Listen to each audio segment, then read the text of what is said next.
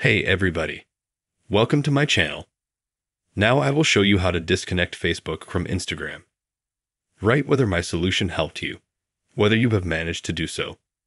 If you have any questions, please let me know and I will definitely read and answer.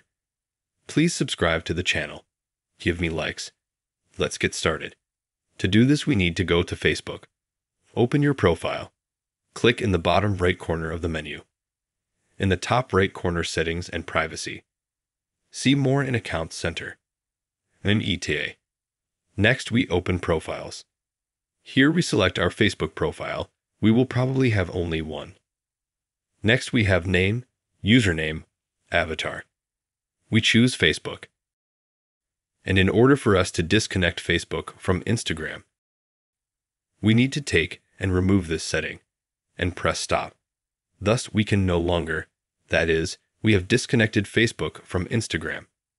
This is such a simple and easy way to do it in one click. If you liked this video and helped, then be sure to put a like, subscribe to the channel. Thank you all for watching. Goodbye.